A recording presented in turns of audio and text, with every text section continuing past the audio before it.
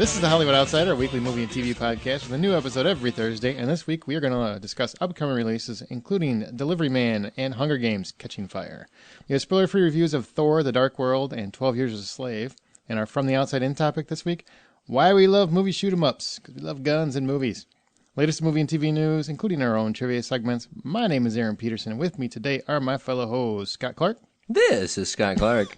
Brian Williams. This is Brian Williams. And Justin McCumber. This is Justin.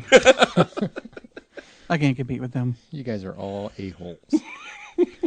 I was trying to emphasize a different this when I opened the show, and it just didn't come off right at all. Nope. Nope. Sounded like a game show. It did. Over here we have for $500. $500? Speaking, what was that? I don't know. It's like he's getting racist again. Didn't. He's going old Julianne Hough on our asses. Julianne Hough. Blackface. Come on. Would you keep up? Speaking of things that are not really relevant, Temple Run.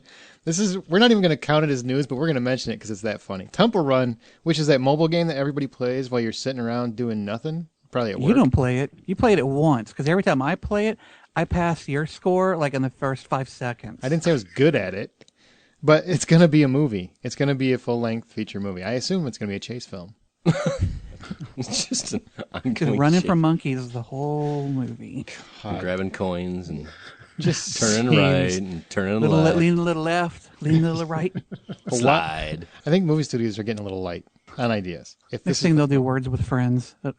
Somehow it'll be a movie. Someone's thinking about, hey, Bob, here's what we do. Hey, Mike. Mike. Mike. Here's what's funny. Words with Friends has a board game version. Yeah, it's called Scrabble, fucker. That's called script. No, they have a board game I think Justin that's kinda just nailed that. Words with Friends. Like, it's Scrabble with a different name on it. How did they get away with that and not get Do they sued? really? They actually... No joke. Hasbro needs to sue some motherfucker. I'm telling you. Man, you were just F-bombing out. What? Are you Shit. Are you angry today or what? Nah, I feel like I'm feeling Welcome Brian. Samuel L. Jackson to the podcast. No doubt. Suddenly it's Hollywood Babylon. Speaking of, Kevin Smith got the internet going a little bit wild talking about that Batman suit. Once again, not news because we don't know anything more about it. But everybody was running stories about Kevin Smith saw the suit. He liked it. Who cares? Does that make anybody more excited to know that Kevin Smith liked the suit, that he won't even tell us what it looks like? Well, he's like a big comic book nerd, so if a guy that is a self-proclaimed comic book aficionado puts his stamp of approval on it, that's kind of a big deal. Yeah, but I mean, he was also taken up for Affleck too when everybody else was hammering him because, I mean, it's his buddy and everything. But I mean, I don't really care what Kevin Smith thinks about it. I mean, I'm not involved in seeing it, and honestly, I don't really want to see it till the trailers start rolling out anyway. So it's just one of those that you just kind of roll your eyes and keep going. Yeah, Aaron, let me introduce you to this thing called the internet. This is where people go to get fucking worked up. Oh, yeah, I said fucking worked up over nothing. Before we do movie news, there is an Amazon link on our page, so as you get ready to do all your shopping, if you just go to thehollywoodoutsiders.com and click there and start shopping from that link, it actually helps the show. So thank you for that. I don't want to be pimping too much because Well, it helps Aaron. I don't know if the rest of us will see it good. No, I split it up fairly equally. Unfortunately, the cost of the stamp took up most of our cuts. So. Exactly. Now let's go to real movie news. Fast and Furious 4 through 6 director. You got to specify which ones we're talking about. Justin Lin. The good ones. Just say the good ones. The better than the two before that ones. True. All right, yeah. Has been handed the reins for the Bourne franchise. Is that something that really gets you excited? I don't know. I mean, I loved 5. I loved 6. I liked 4. But those are different films than the Bourne movies are. I mean, I would never call the Bourne movies realistic, but they go for a grittier kind of action. It's not the bubblegum dubstep kind of action that the Fast and Furious movies have done and done really well. It's a more gritty, more in your face kind of thing. And Justin Lin is a more than capable director. I'm hoping though that he won't bring any of that airy lightness that Fast and Furious has. I hope he understands that this is a different type of franchise, and so brings a different sensibility to it. But he's a good guy, so I'm sure they wouldn't hand it to him if they didn't have faith in his ability. I don't know, man. This, to me, yeah, exactly what you said, but I actually would like a different take on the Bourne franchise. I mean, we've had the gritty, what you're talking about. I'd like to take it to a different degree. I'd like to amp up the action a little bit, make it a little bit closer to Bond. I don't know. I guess I feel like I already get that kind of action from other movies. I like for different franchises to have different feels. I don't need them to start merging into each other where suddenly, in the next Bourne movie, it's Triple X3 or something. I like all these different films to have their own vibe. And so I'm hoping that it won't lose what I think makes Bourne kind of unique in today's action movie landscape. Now, the most recent one I skipped out on because, to be perfectly honest, I was tapped out on the Bourne series after the second and third ones. Do you have Renner fatigue? No, not even Renner fatigue. I had Like shaky cam fatigue. He didn't like the shaky cam. I could not stand to watch those movies because the first one was great. It was awesome. It was a new character. There's a lot of mystery going on. The second and third one, I wanted to like so bad, and I could not get over how poorly it was shot. I couldn't stand it, so I just didn't even give a bother to the new one. So what Justin is talking about, he kind of wants that feel. Was the new one? Did it have that same? No. They studied the camera quite a bit in the most recent. No, I don't mean about that. I mean about what Justin's talking about as far as it feeling like that kind of a tone of a movie. Like did that one feel like a Jason Bourne movie, even though Jason Bourne wasn't in the movie? It didn't to I me. felt like it did. Yeah, he did. He liked it a lot more than I did.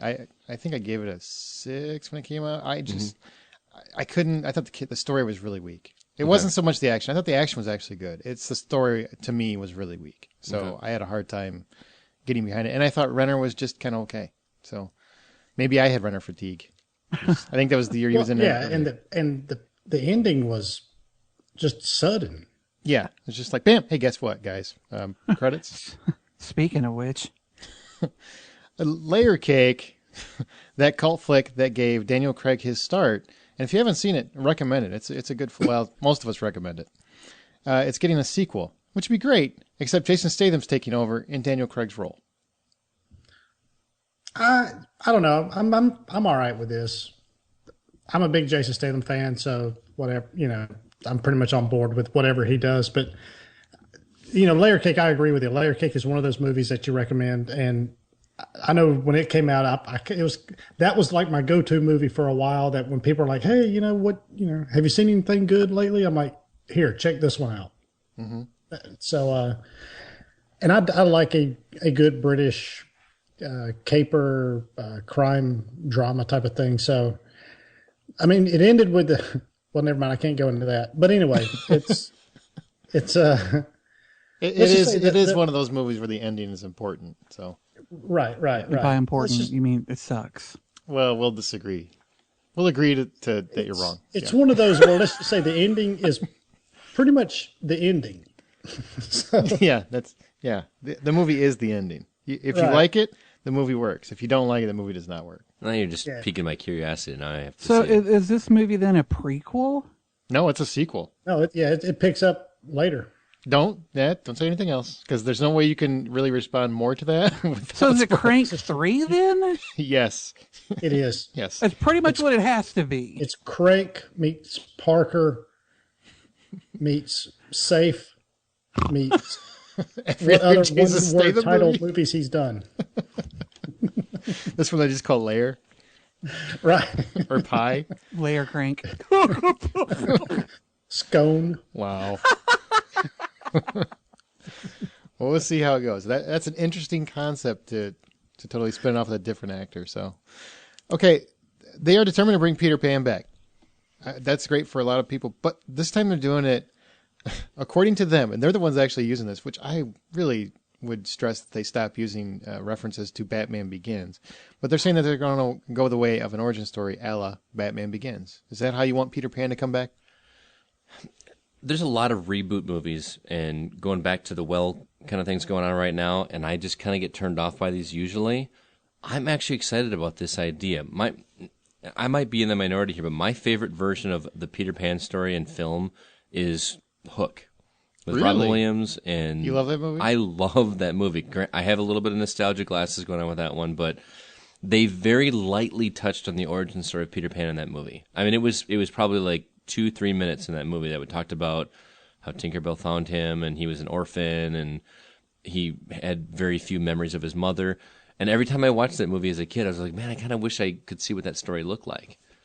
I want to see how that fleshes out. Now, the Batman Begins analogy, is that good? I don't know, because I don't. Is he going to be attacked by fairies? I would love to see how the background of that story is done on film. What's also interesting to me about the story is that, correct me if I'm wrong, Channing Tatum is going to be involved in this as a producer. Yeah, from what I read, yeah. Has he done any production in anything else? I didn't do my I'm research. sure, yeah, 21 Jump Street, I think. Him or Jonah Hill, one of those guys. I don't know. And also Scott the guy who didn't prepare.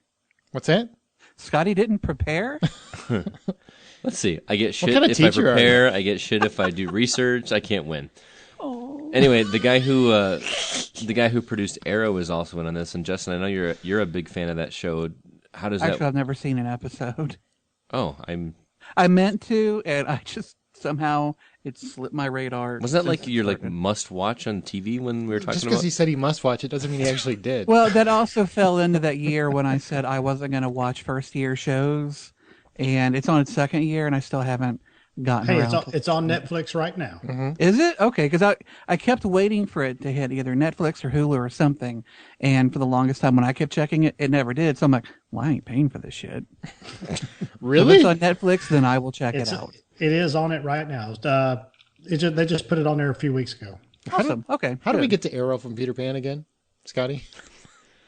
Because the guy who produced Arrow is actually also There we involved in go. this. Full circle.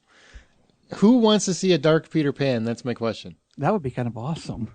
How do you make it a dark Peter Pan? Because the whole thing is he's Is happy. Tinkerbell slutty?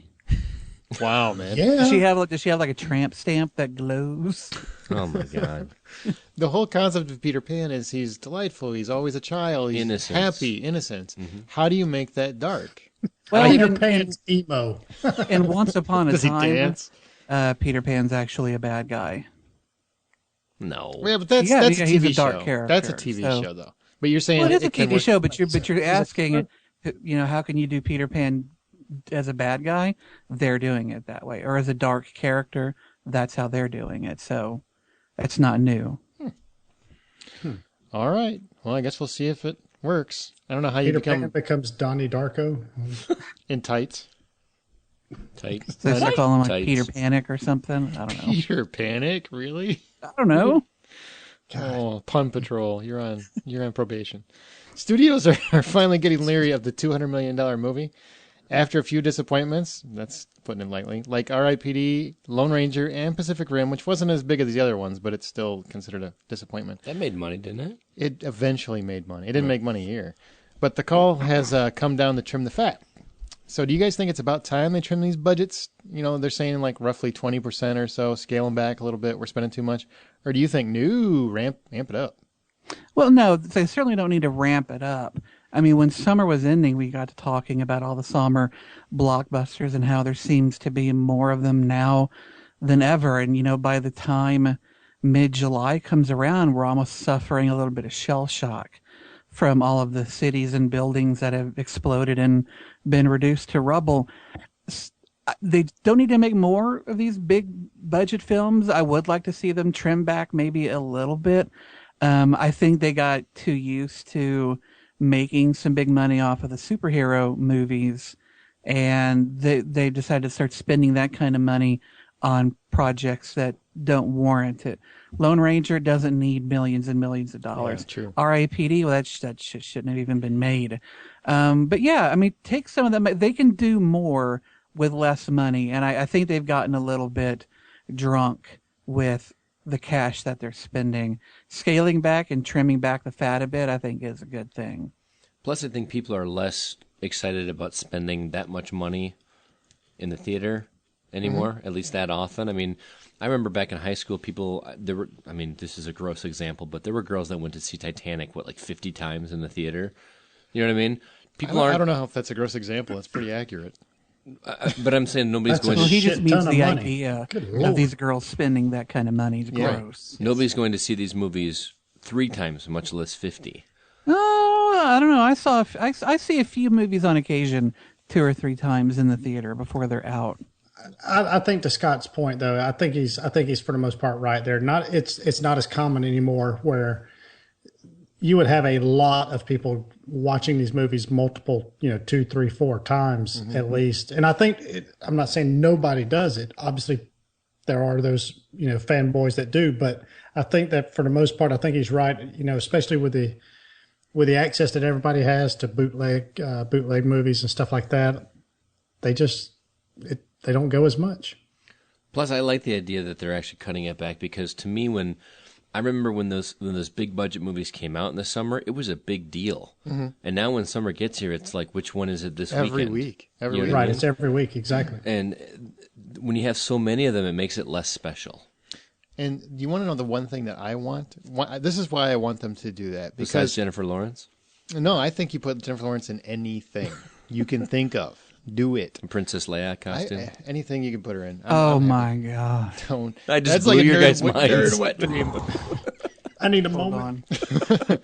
on. But what I like about Brian, that sounded really creepy.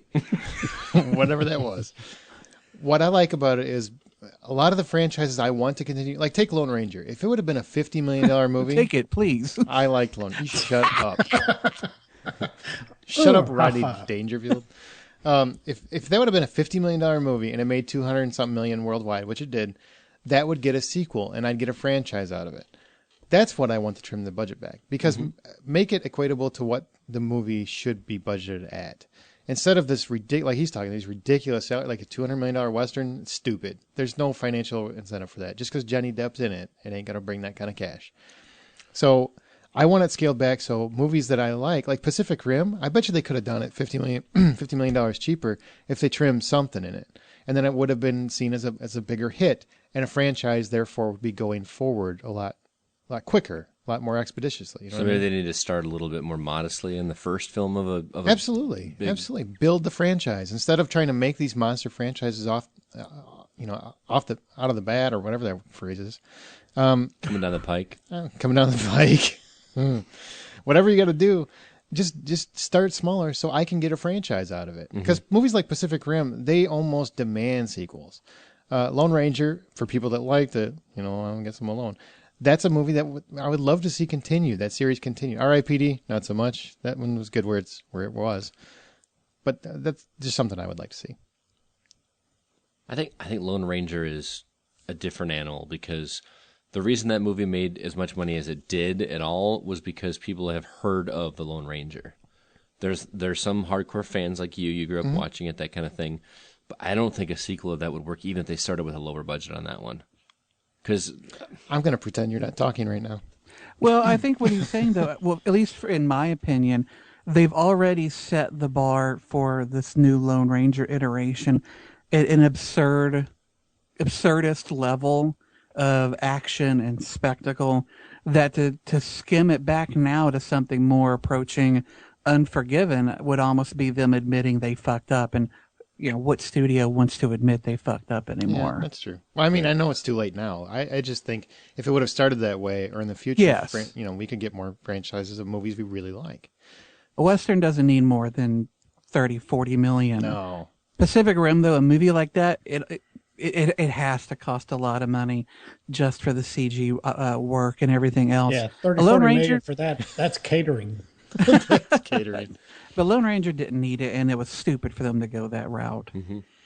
And apparently nothing is sacred because they are preparing a sequel to War of the Roses, which is probably a movie Scott hasn't seen. I actually have seen that one. Oh, well, that one I don't care if you spoil the ending because it was seriously so many years ago. But to focus on the children of that couple, what? This is one more example, and I know I've said this 100 times, but this is just one more example that Hollywood is fresh or out of fresh ideas. I I don't know why this movie is loved so much. I remember it. I haven't watched it in decades, really, but I wasn't that impressed with it then. I don't know why it's so loved, and I sure as heck don't know why they need to follow it up with a movie about their kids. I don't know. Did you really like this movie or what? I was a fan of it. I actually. Oh yeah, I Really? like it. Yeah, I liked it a lot. I do not want to see anything else about it. I think it was done. Some movies should just end. Well, there's some When he's examples. pissing in that fish dish. I mean, I'm sure just felt Kathleen lost. Turner would love for this to, I'm sure she'd, Well, she wouldn't be in it because Yeah, true. Is she? Yeah. Well, is she a man now? I don't even know because she was getting pretty I close. don't know because she sounds, you can't tell by her voice. What were you saying, Scott? There's some stories that I like doing a retelling of a story. And as an example, we reviewed either last week or the week before the movie Ender's Game, which was a book I've read. One of the sequels to that book is a book called Ender's Shadow, which is basically a retelling of the story from a perspective of a different character. To me, that's an interesting take on doing it, but not in this instance. This is something that I don't want to see this story from. I don't want to see a divorce from a kid's perspective. That just sounds utterly depressing. And Well, I think they're adults now, and they're right, yeah. Okay. But I mean, do you know any adults that are sitting there laughing and making a comedy about how they grew up with their parents going through a divorce? I mean, that I don't know. well, their parents died. Yeah, That's the ending of the movie. Yeah. They both die. on Right. a chandelier. They didn't even Yeah. die. They didn't even die with pride. I don't know. I like retellings of stories, but it's more on a story that I care about. That, like you said, that's more of a one and done kind of movie that does not need it Totally anymore. a one and done. I don't get it. I don't know where they think. I think just Danny DeVito and Michael Douglas are the only ones that want to do it. Because Well, I know that Danny DeVito was a producer, so they were both producers. So Right. maybe they're both just Plus, neither they're free, right? I mean, neither one of them are doing a whole lot. Sunny in Philadelphia is not really bringing in the bucks. I can't imagine for Danny DeVito. And I don't know, really. That Dude, that show's doing pretty well, man. Yeah, it does well. before we go to trailers, there's a couple of movie title or there's a couple of movie date changes. Independence Day 2 got pushed back a year. I don't know why, but a whole year to July 1st, 2016. 50 Shades of Grey moved to Valentine's Day weekend, 2015. Valentine's Day? Nothing says love like a little S&M on the weekend. Yeah, like a lot of, Nothing That's says what I'm Valentine's Day. like Little- 300 single women in a movie theater by the, Oh, yeah. That's Robbie. Wait a minute. That's, now that I think about it. You guys want to do a bro movie? Let's go. Star Wars, December 15th, 2015, and Mission Impossible 5, Christmas Day, 2015. That's awfully close to Star Wars. That sounds like 2015 is the year to see movies. Dude, that's when Batman vs. Superman comes out. That's when Avengers 2 comes out. Yes, we're all going to be in theaters that year. Yeah. Even you, We're not Scott. leaving. No. Even better, that'd be the year to go to Comic-Con. Welcome to Brian's Trailer Park. Finally, a movie that Justin and Scott can watch together in a double snuggie while sharing a bucket of popcorn and Jew bears. Winter's Tale is about a thief and an heiress who fall in love in the most unlikeliest of circumstances. This romantic fantasy looks like a mashup of The Fountain and Titanic, as this story takes place in turn of the 20th century New York and also current day New York. Peter, who's played by Colin Farrell, awakens decades after his apparent death and must find out what he has to do to make things right with the girl he fell in love with, who that's the aforementioned heiress. Anyway, he's helped by Jennifer Connelly and even a white horse that acts as a guardian angel. And pretty much if you're confused at this point, I mean, yeah, Join the club. so am I. It's just, I honestly had to do a lot of research just to get that much information because I really couldn't figure out what the hell was going on from that trailer. What about you, Justin? Could you? Well, when I first pulled up the trailer and I saw the movie poster, I kind of rolled my eyes because it looked like your usual, winter holiday love story kind of poster. And for about the first 30 or so seconds of the trailer, I was kind of rolling my eyes at what I was seeing. But when it takes that turn, if you've seen the trailer, you know the turn I'm talking about. I kind of tilted my head like a dog that just heard something it isn't familiar with. And I was like, huh?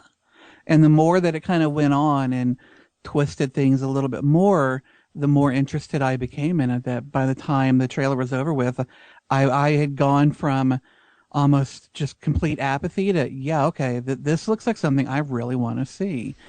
So if that's what a trailer is supposed to do, make you want to see a movie, it worked for me like gangbusters. I really want to see this. I feel exactly the same way. I went into this trailer. Do they make like twin Snuggies? Just two head holes, and we can you just. two go to watch this together. I will sew. I will make you a double snuggie. No, I mean, I'm sure I'm the sap of the show, or No, I would say you and Justin rival each Justin other, both, sir. but We're both a couple inches. most of these kind of romantic comedies, especially when it's a period piece, I just have no interest. And the first half of this trailer, no interest whatsoever. When it took that spin that Justin's talking about, It's in the trailer. You guys can talk about it. It's not like spoiling the movie. It's not, Well, when they you're go- not spoiling anything. Neither of you have seen the fucking movie. Well, No. suddenly it goes from the early or the late 19th century to the 21st. right? I was like, what the hell? And he's lost his memory and doesn't know who he is, and he starts to piece it back together, looking at basically archaic photos of the woman that he fell in love with hundreds of years ago. Why are they using a microfiche machine? Why not the internet? I haven't seen the movie, Brian. I couldn't answer that. I don't know. Maybe their old newspapers haven't been digitized yet. Okay. It's also I did some digging onto it. The director is the guy that did. You did some research? Yeah, see, I don't do research to get shit. I do research to get shit. That was a comment. I was asking a question. Scott, we're going to give you shit either way. That's it's true. All right. He So did. just take it. He Welcome did to the I show. Am Legend, and he also did A Beautiful Mind. So like he's got a pretty good pedigree. I'm stoked to see this. I think it's coming out on Valentine's Day, so that'll be a good date movie. Looks like a great date movie. Not with Justin. I don't even know what's going on, so we'll wait and see. This will be one I wait for reviews to watch. Because Well, you bring the popcorn, Scotty, and I'll bring the cola. I'll bring the holes. All right. Well, Winter's Tale time warps into theaters on February 14th, 2014. Now I got that song in my head, you dick. Let's And he jumped to the right. Time warp again. Do the pelvic thrust.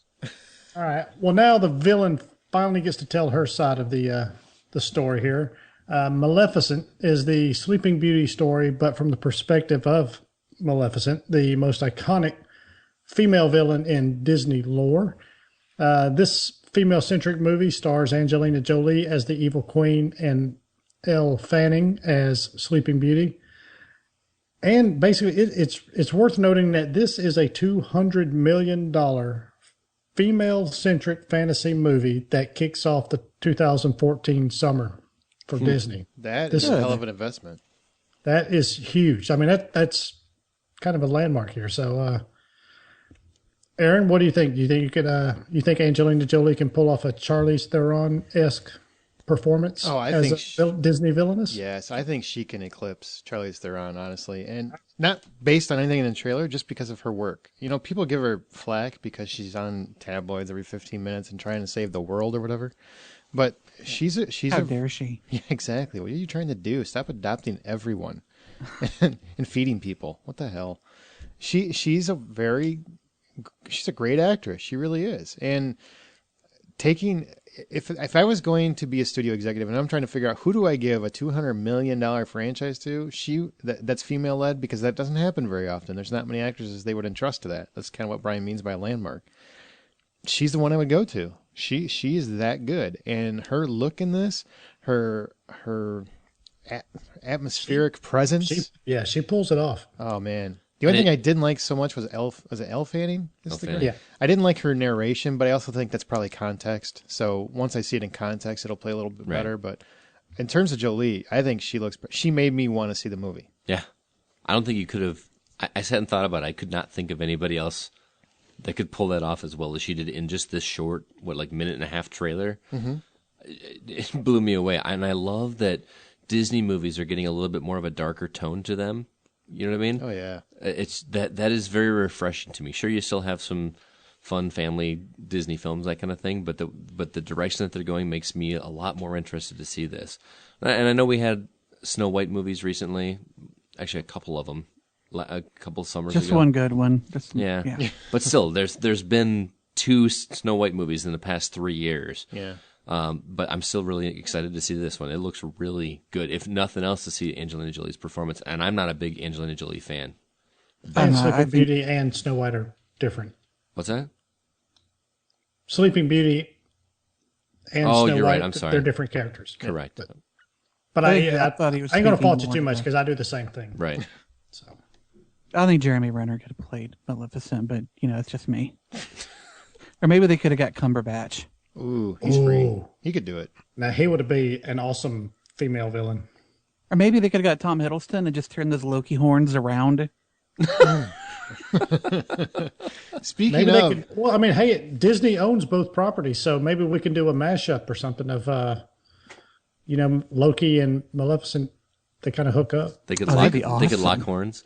It'd be an, be a really? love story that takes place over many God. different times, Dude, you are decades, selling me. Give me more. realms. I mean, we're not talking about just going forward and back in years. We're talking about going sideways in different universes. Shit, if I had 200 million, I'd be throwing it at you right now. Make me that movie. and one thing, one of our listeners, Katie, had brought up, so I'm glad you mentioned Loki because she was talking about Loki deserves his own movie. If something like this were to be successful, making the film strictly around the villain, I think you'd have a better chance for something like that happening, which I Yeah, think would be great. And if you, I hate to pimp another podcast, but if any of you guys listen to The Nerdist, Tom Hiddleston was on there and they were actually talking about that it would be good. And Tom Hiddleston said he'd love to do a Loki movie. Of course he would. Maybe just I think he causing mischief across time. I That's think it'd be $20 cool. million in his pocket. What's he going to Well, and say? I think he genuinely really loves playing this character. Yeah. Yeah, $20 million worth. I'd be loving it too. I love me some Loki. Plus, how about this? I'd be playing Precious for $20 million. That's all. I don't know if On you're that going to make it note, back. Maleficent opens on May 30th of 2014. And you can watch these trailers and those from recent episodes at thehollywoodoutsider.com. If you want to shout out us, tweet us at H_outsider. Go on to facebook.com/thehollywoodoutsider. Leave us some messages on there. You can also call us or text us at 818-81-I'm-a-ho. That's 818-814-6246. And, of course, you can always email us at feedback@thehollywoodoutsider.com. And if you want to snail mail us, Aaron's address is Stump the Hoe. Stump the Hoe. Whenever we feel like it, we like to pose a trivia question from one of our hoes to the rest of our hoes, as well as you listening. This week it's going to be my turn. And since we're going to talk about Thor, the Dark World in just a second, my question comes from that film. Are you guys ready? I tried to get creative on this one. The movie itself, Thor the Dark World, was shot and shipped to theaters under the title Thursday Morning. And that's morning like death, not like a bright sunny day. So in Norse mythology, who is that title referring to?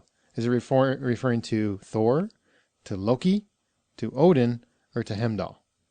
I was actually thinking a whole different character. So since you didn't pick any of those, I'll go with I'll go with Thor. Okay. Scott? Odin. Odin? Justin? It's Thor. It's Thor because Thursday is actually Yes. named after Thor. So Excellent. In Norse you mythology, Thursday means Oh. Thor's day. got to get up early, motherfucker. And Saturday is named after who? Saturn? Saturn. There you go. Look at that. Y'all ain't as dumb as you look. Nope. Well, we got Scotty, the teacher, but Yeah, we teach a lot of you don't teach a lot of Norse mythology in fifth mythology, grade. I'm sure. Now let's go to the big screen where we review Thor the Dark World. I did see it as well, but I'm going to sit most of it out. I'm going to come in whenever I think they're wrong. Brian and Justin, Thor the Dark World. All right, yeah. Thor: The Dark World takes place after the events that happened in the Avengers movie. So basically, this ancient leader of a primordial Asgardian race is back for revenge and out to destroy the nine realms. And even the All-Father Odin is not able to stop the onslaught from Malekith. On top of all this, Thor has to catch grief for not calling Jane Foster while he's been away bringing peace to all these different realms. So, Justin, as far as the story goes of Thor 2, did you think it kind of matched up with the first one I mean, because we got two different groups, basically two different directors with this and stuff. What'd you think? How did it match up with the first one? Oh yeah, I mean, I thought it worked really well, not just with the first Thor movie, but as you said, with the Avengers. I mean, when we left Thor's world, the Bifrost had been broken. Loki was nowhere to be found. And the Avengers, they addressed the Loki issue. You find out in this new movie, the Bifrost issues have been fixed. But it really does it kind of picks up where you'd expect it to after following up those films. I had no issues whatsoever slipping right back into that universe and those characters. I went in with fairly low expectations because Thor was my least favorite of the first phase Marvel films. And so other than some really beautiful effects, I wasn't quite sure what to expect out of this one. And I was more than pleasantly surprised at just how much I enjoyed every aspect of it, including the story. Nice. Yeah, I agree with you. It was a little bit deeper, and I guess because we've had enough backstory with Thor and a lot of the kind of the secondary characters, and it was, for me, it was a little nice just to kind of jump into something new and kind of introduce some more characters and kind of expand his universe a little bit. Speaking of acting and stuff, I know you had high hopes for Christopher Eccleston's performance and how he kind of matched up as a villain face to face with Thor. So how do you think he did? I thought he did well enough. If he had just been a cipher or some kind of blank wall of a character that all he wanted to do was read destruction, then I don't think I would have enjoyed it. But for me, I felt like he had more motivations than just wanting to see everything end. It had a very personal feel to him. I mean, the whole point of the story is that before everything existed, there was darkness, and in that darkness, the Dark Elves existed, and they want to bring the world, the universe, back to that primordial state. So for him, it's, regaining his world. It's toppling all those who have kind of usurped their power and taken control of the universe. And so I thought his performance was nicely done. All the actors in this, I thought, did a good job with their roles. Chris Hemsworth continues to surprise me with, it would have been so easy if he would have just been this walking piece of good-looking man meat or something for all the women to kind of ogle and for all the guys to, want to emulate or something. But I thought he brought plenty of emotion to the role. His performance with, Tom Hiddleston's Loki was a lot different than how he performed against, Jane and against the other Asgardians. There really wasn't, for me, a bad or lacking performance to be had. Not to say that they're all Academy Award nominees, but nobody dropped the ball as far as I'm concerned. Yeah, nobody was like blaringly, kind of make you roll your eyes and that kind of stuff. As far as going, oh man, I can't believe they did that. Other than Stellan Skarsgård, I thought they. Well, and even him, I kind of liked it. It was a little hokey as far as, and that's more with the writing. It's not his performance. I think that's more the decision that, the powers that be decided to go with him. And, I don't know. I mean, Hemsworth is the face by far, but Tom Hiddleston is by far the best actor in this movie. Oh, yeah. And I really think he, once again, stole the show. And it just kind of leads up to, we're kind of back to your point as far as that, from that Nerdist podcast where he really could hold his own, Loki movie. All right. I personally feel like the Thor movies have some of the best special effects of the whole Marvel Cinematic Universe so far. Basically, mainly in regards to like the backgrounds, Asgard, the other realms. It seems that they have the best 3D. Did anything else jump out at you there, Justin? Well, first I want to give a shout out to the director, Alan Taylor. This is a guy who has primarily done television. I think the biggest show he's worked on so far is Game of Thrones. Right. So this being his first film, it's kind of surprising that Marvel would trust him with the sequel to Thor, but I think, that he blows the first one out of the water. Love Kenneth Branagh, but as far as Thor movies go, this one is much better. The direction's tighter. I thought it was a bit leaner. I thought the battle scenes, really every shot looked phenomenal. Yeah, the special effects look great. The Thor movies have to look great because they're not set in our world constantly, unlike Right. all the other Marvel movies. So, music was great. Everything was really just top notch on this one. It's Thor has the toughest job out of all the Marvel movies because it can't rest on locations that we're all familiar with and real world stuff. It is almost a fantasy movie. And I make some mention of that in the review that I wrote for the site.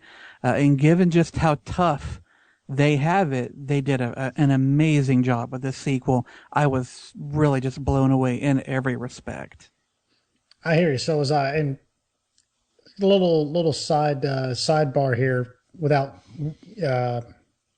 spoiling anything. What did you think about the cameo? Oh, are we talking about it during the film? Yeah. Oh God, Yeah. I didn't see it coming, and I just started laughing because it was so well done. It was. Came out of nowhere. Totally agree. I actually laughed out loud. It was funny. Can I chime in on this part real quick? No, you cannot. Okay, I want to ask you guys a question. When it comes to the movie, some of it takes place on Earth, some of it takes place in Asgard and other realms. Right. I still think that the Earth portions need to be just almost removed for the next movie. I mean, the first movie was a lot on Earth, which I understand. You got to introduce the character. But this movie, they even, I think, still had too much Earth. It's almost like they're trying to work Earth into it. Wouldn't you like to see an all Asgard Thor movie? Maybe we could tie that in with the Loki movie. Hey. With the Loki version, the Loki movie. Do it. Yeah. I think you're right, though. I mean, I think you can do that. I think you still need to ground it into Midgard at some point. Maybe not spend, like you say, maybe not spend as much time, but have something that kind of connects it to it or transfers it from Earth to Asgard. But yeah, I think you could really do that. Yeah. Yeah, I think they could too. I mean, they kind of had to return to Earth, if for nothing else, than to pick up the Jane character. They want, because she's an Earthling, they wanted to give, probably her character a lot of motivation, so they endanger Earth, or as Brian rightly called it, Midgard. But yeah, I would definitely like to see a Thor 3 or something, having almost nothing at all to do with Earth. If so, maybe only tangentially at best. The rest of the Marvel movies more than take care of Earth. Let's leave Thor out there and the rest of the universe. I'm fine with that. Cool. All right. So, Justin, what's your final verdict? What would you give the score out of a possible $10? How much would you pay to see this movie? In my written review, I gave it a 9 out of 10. I'm going to stick with that. Everything about this movie was completely enjoyable. There wasn't a single element that left me wanting. I think as far as the Marvel movies go in general, this one is a fantastic film. As far as Thor goes, it is a huge boost from the first one. And this makes me want to see a third one a lot more than the first one left me wanting to see a second one. Nice. Aaron, what'd you think?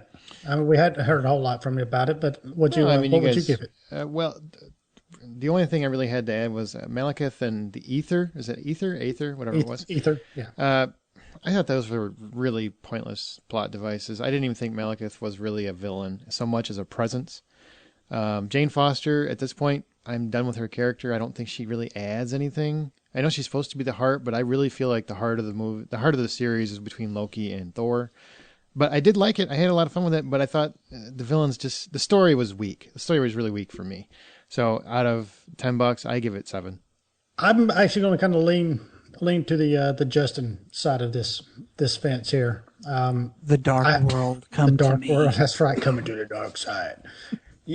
Yeah, I had a lot of fun with this movie. I thought character development wise, I thought it just hurled Thor, light years ahead of where he was in the first one.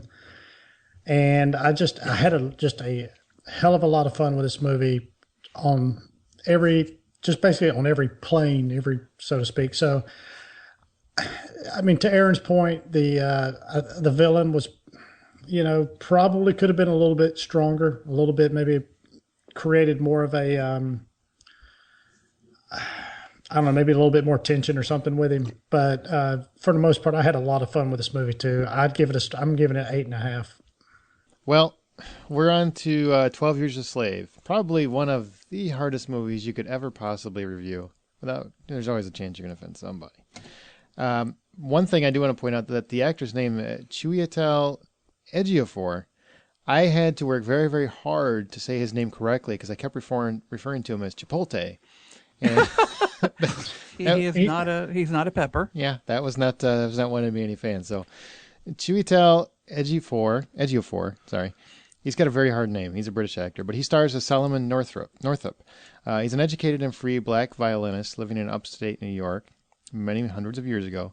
One afternoon, while his wife and 2 small children are traveling, Solomon entertains an offer from 2 white men to play for them at private events. And this is a movie that's been getting a lot of attention, a lot of hype, a lot of rave reviews. So after a night of too much drinking, Solomon wakes to find himself sold into slavery. Now, having his own name beat out of him, literally beat out of him, Solomon resolves himself to the slave name of Pratt. He's sold off a couple times. He encounters many different people, several different types. A sympathetic slave owner played by Brian and everybody else's favorite actor, Benedict Cumberbatch. Jealous power trooper played by Paul Dano. And that guy seems to play one character, I think, at this point.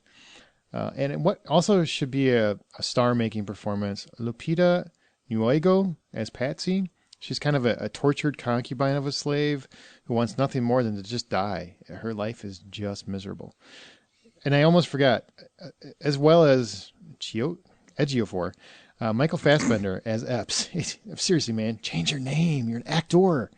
Michael Fassbender is Epps. He's a somewhat sadistic slave owner Solomon spends most of his years with.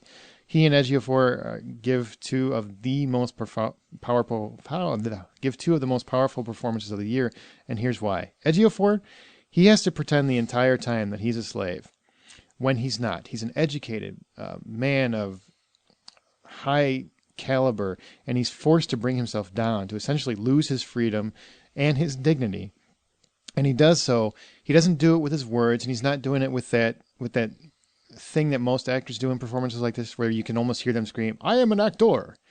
He does it with his eyes, glances, physical reactions, quiet contemplation. He does it all physically, and the way he does it is just, seriously, it just almost brought me to tears several times, and I don't like to cry.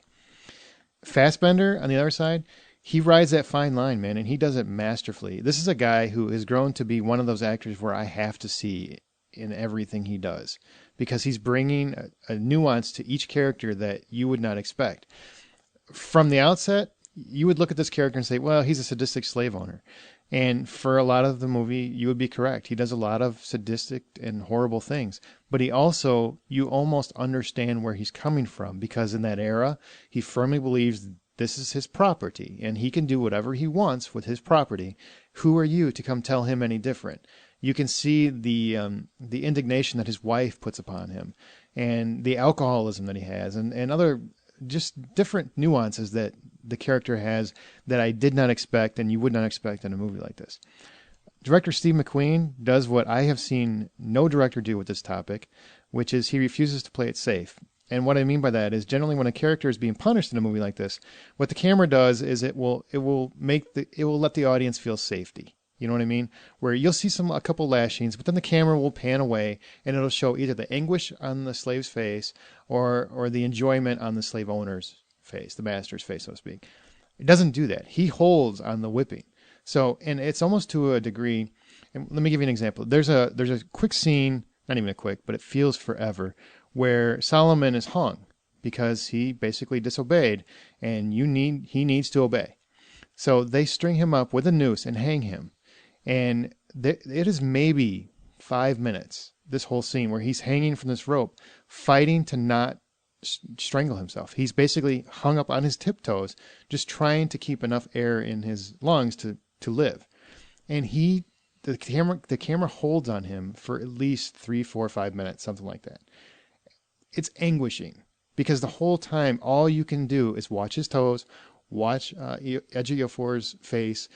Just the nuances that he does and how he plays that and how the director films that was fantastic. I've never seen it done that way. I could never feel relaxed or comfortable. I just loved it. Very confident direction. I'm very surprised by that. And the thing that he does in the movie that makes it, I think, the best film of this type for all audiences as opposed to just African-American audiences is he finds a way for white audiences who will often say, oh, we can sympathize, we empathize. We don't, because we weren't in that position. And it wasn't our quote-unquote personal history. You know what I mean? So while we can sympathize with how horrible the situation is, it was hard to relate. And I think he makes it relatable in this movie. The character of Solomon starts as someone you could be or have coffee with, or seems like someone you can relate to, and then becomes a slave. He's ripped out of his home. He's sold into slavery. He's punished for no reason whatsoever. It's relatable, and I think the way that the movie plays it increases how powerful it is, makes it the best movie I've seen all year, and maybe in the last couple of years, and it's honestly the most I've felt in a movie in I don't know how long. I've only given the score twice in the entirety of this. We've been doing this 3 years, whatever. But out of $10, I'd give this one a full $10. Honestly, probably one of the most perfect movies I've ever seen. Wow. So then you would say that Scott and Brian are totally wrong, and that the notion of too many slave movies. I think I get where they were coming from. I sincerely do. And this movie, I don't think does that. I don't think that they. Like I talked about last week, I don't like movies where they only show one side of a story.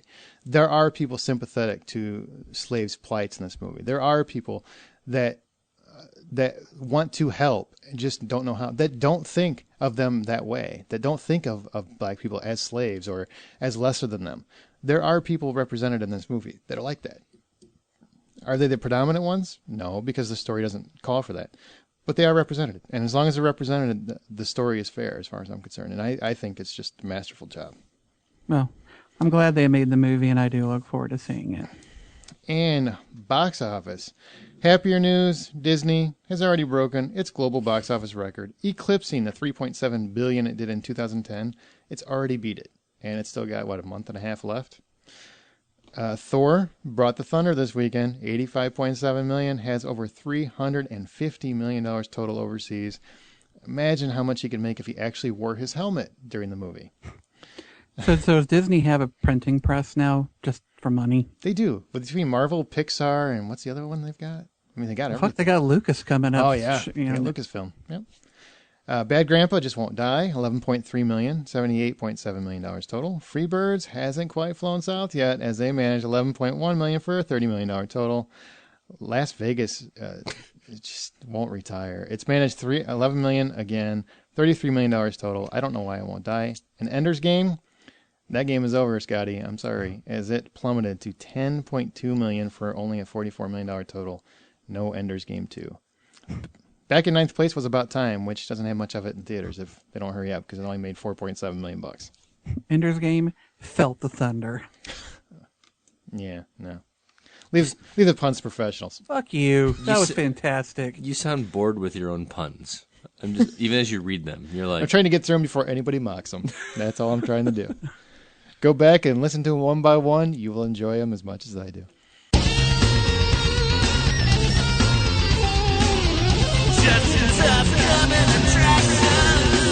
All right, guys, we have got 3 films that we're going to be talking about this week, all of them opening up on November 22nd. The first one, The Christmas Candle, directed by John Stevenson and starring a bunch of people I've really barely heard of. Susan Boyle, for all of you who are fans of Britain's Got Talent. Samantha Barks, Hans Matheson, who gives a shit? The plot of this movie, deep in the heart everyone of that put their hearts and souls into it, probably. Deep in the heart of the English countryside lies the enchanting village of Gladbury. Legend has it that every 25 years, an angel visits the village candle maker and touches a single candle, and whoever lights it receives a miracle on Christmas Eve. But in 1890, at the dawn of the electric age, the centuries-old legend may come to an end. When David Richmond, played by Hans Matheson, a progressive young minister, arrives in Gladbury, the village discovers a new formula for miracles, good deeds, and acts of kindness. Oh, this just sounds perfect for the Christmas season. Aaron, you got to be jazzed for this one. It's got all the things you love. Feels good in your heart. That's all you feel. I like feel-good Christmas movies. I just don't like this one. I don't think it looks that great. So I will pass. But I hope, because they poured their hearts and souls into it, I hope it does well for them. Oh, I'm glad. I'm sure you feel that way for every film that comes across our desks. I do not at all. It's kind of a bummer because I have been looking forward to seeing Samantha Barks in something else ever since I saw her in Les Mis. Mm-hmm. She played Eponine in the recent adaptation of that. This is not what I wanted to see her in. Oh, she is cute too. I just pulled up a picture. Damn. Is. Hey, let's not take away from the Christmas I'll be spirit. barking up that tree. Let's. I don't know. Wow. This movie seems like something that my in-laws would be more interested in seeing. It just, I don't know. And I'm not like anti-Christmas movies or anything like that, but this just seems like trying way too hard to tug at your heartstrings for Christmas reasons. That's the thing I didn't like. It's trying too hard. Yeah. Brian, what say you? I mean, it should have been just made by Lifetime, right? Or Hallmark Channel. That's what it looks like. Exactly. Even in the tone, even like in the way that it's shot, looks like it's a Hallmark movie or a Lifetime. Yeah. All right. Well, I think we're all ready to snuff that candle. See, Aaron, that's how it's done. Moving on. Delivery Man. He's proud of that. Yeah, that's the funny part. He thinks he sold that one. I did. Well, I'm sure if your mom's listening, yeah, it worked. Hey, she does. What, you got something against my mom? No, not at all. She's got cancer too. Wow, we're gonna ride that train. Yeah, Delivery Man, directed by Ken Scott and starring, well, we just keep talking about him. Chris Pratt, Vince Vaughn, Kobe Smulders. I mean, hell, that right there has just about got me in the theater. But then we come to the fucking story. An affable underachiever finds out he's fathered 533 children, and not in the fun way, through anonymous donations to a fertility clinic 20 years ago. Now he must decide whether or not to come forward when 142 of them file a lawsuit to reveal his identity. Aaron, I'm not going to go to you. You're the only dad here. The rest of us are sans children. So I'm going to go to Scotty. Scotty, does this make you want to pump out a bunch of kids? About 500 of them? About 500. No. The thing I like about this trailer is that Vince Vaughn is playing slightly less like the typical Vince Vaughn. And by that, I mean slightly. I mean, he's still Vince Vaughn, but he looks like he's showing a little bit more heart in this movie than he has in his typical comedic roles. So, but it's not a whole lot. This just screams rental to me. It does. Let's check and see if Brian is still snoring. Brian, you want to see this? All right, well, let's not wake up the baby. Aaron? I do kind of want to see it. Yeah, not because it looks great. It's just, it seems like a nice family-friendly, go to the theater, Thanksgiving. Well, I guess it's the week before Thanksgiving, but just something to go see with the family. I like these kind of movies. I'll check it out. And I like Vince Vaughn. A family movie about a guy going into a clinic and jerking off a lot. Big family. I guess these days we've stretched the term for, family movie, but I can see your point. Look, Justin, I can relate to a guy who has like 500 kids popping up saying they're his. So this story relates to me. It speaks to me. It's like your nightmare, right? It's like my Thursday. I have to say this. Every time I see the trailer, it makes me want to see it a little less. And I think it's because of what Scotty just said. there are certain actors that they just do what they do, and I like it when they do that. Vince Vaughn, when he does Vince Vaughn, I'm usually entertained, but he looks like he's going for this really earnest kind of thing in this movie, and that just so does not work for me. I don't buy him as an earnest guy. I buy him as a sleazy, guy trying to get laid all over the place. That's who I see Vince Vaughn as. This one just, I could not be less enthused about a movie. This looks maybe one step up from the Internship. All right, now let's clear away that bullshit and get to the real movie that we all probably want to go see, The Hunger Games: Catching Fire. Now, this one is directed by Francis Lawrence, who people might recognize his name from I Am Legend or Constantine. I don't know how many people liked those movies, so whether or not that name impresses you or makes you enthusiastic, I don't know. From seeing the trailer, though, I am so fucking psyched for this movie. It's ridiculous.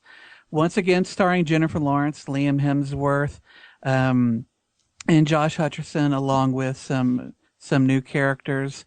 Woody Harrelson gets to get into the action on this one a bit.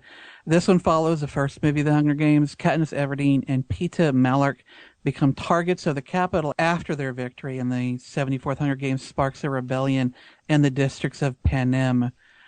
I obviously have said that I am stoked for this. Brian, I hope you've woken up finally. Do you want to see this one? Hey, now we're talking. Yeah, I do.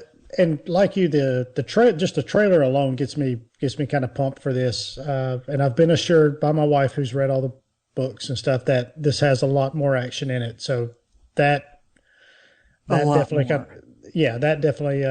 kind of helps fuel my fire, so to speak. So that's how you do it, Justin, right there. What Brian just did, that's the right way. Gargle my nuts. Continue, Brian.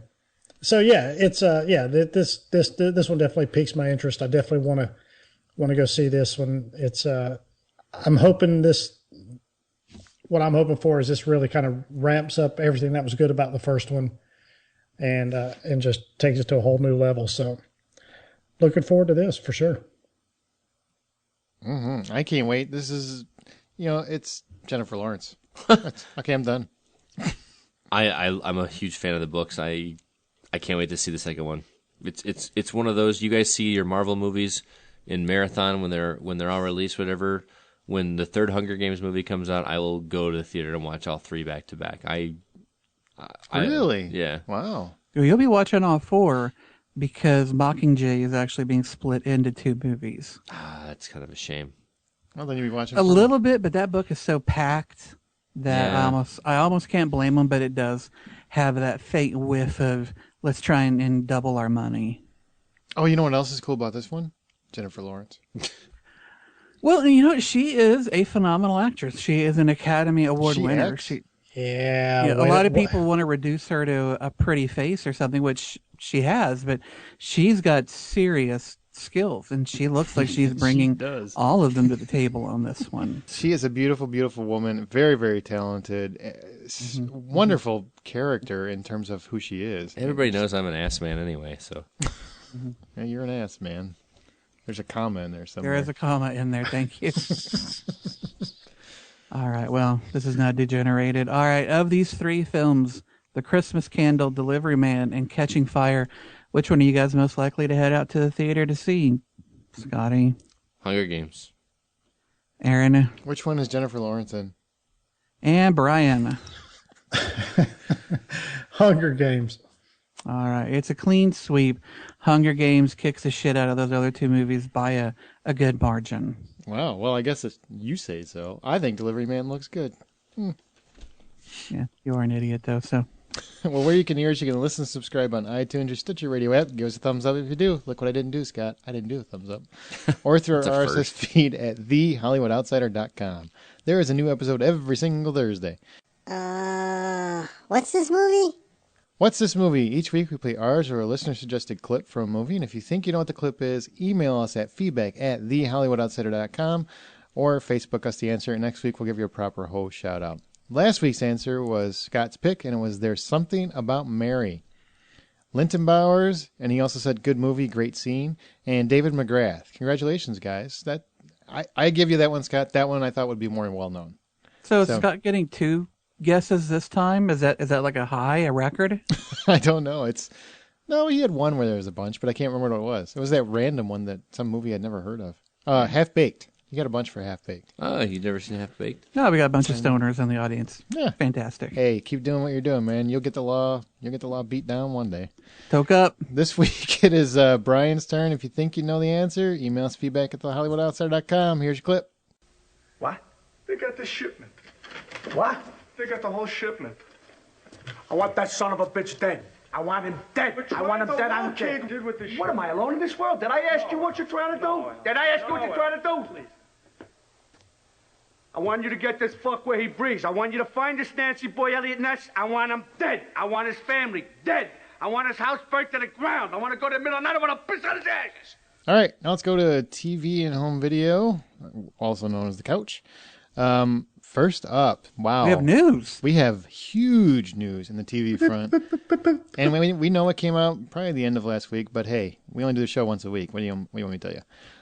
Let's talk about the Marvel Netflix deal. Apparently, they reached an agreement where Netflix will produce 4 shows: Daredevil, Jessica Jones, Iron Fist, and Luke Cage, which will culminate in a miniseries event called The Defenders. What do you guys think about this plan?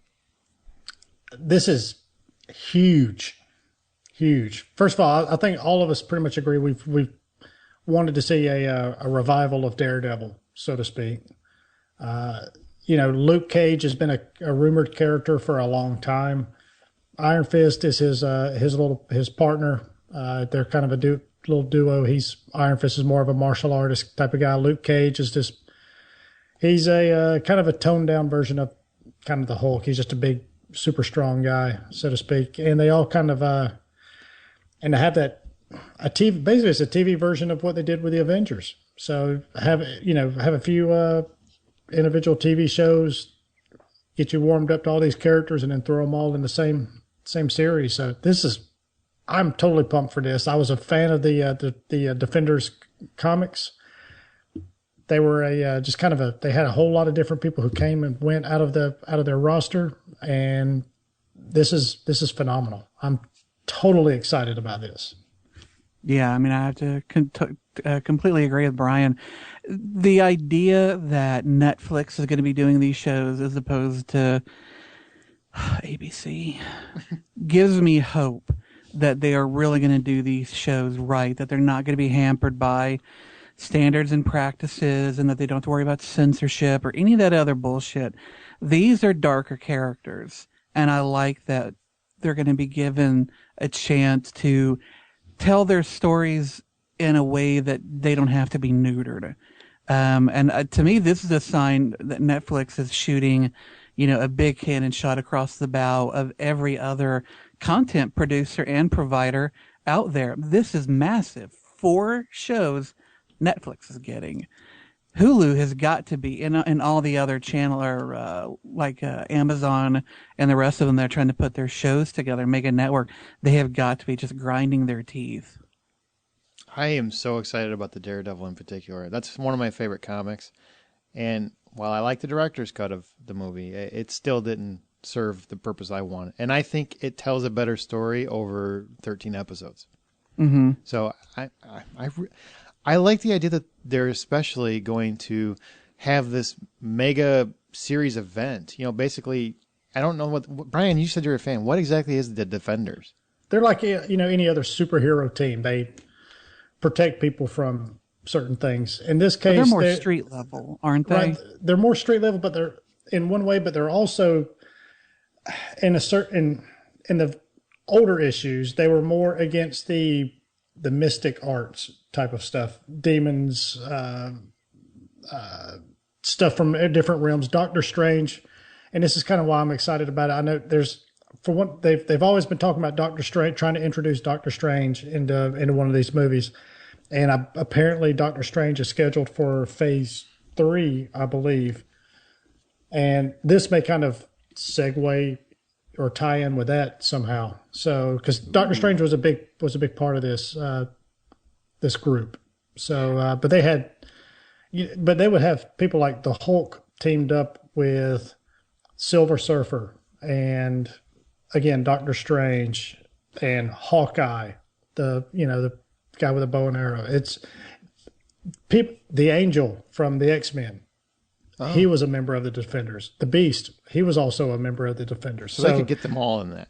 You're right. I mean, there's just a whole lot of possibilities with this, and a very underrated superhero team, so to speak, that I've always thought about, and I've always been a big fan of them. So, again, I'm really pumped for this and excited about the possibilities. Do we know if these are also going to be taking place in the same universe as the movies have been taking place in? They haven't said for sure, but I can't imagine why they wouldn't.